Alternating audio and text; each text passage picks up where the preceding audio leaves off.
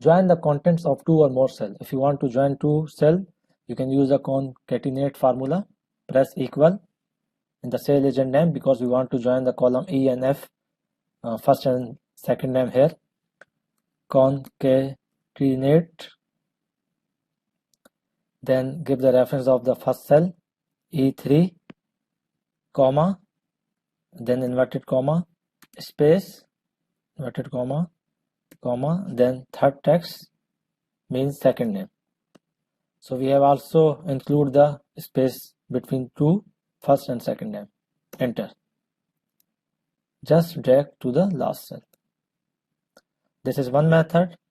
Another method, if you don't want to use the concatenate formula, just press equal, first name, and operator, inverted comma, space, and operator, second name. This is the another method. You can join the two texts of two cells.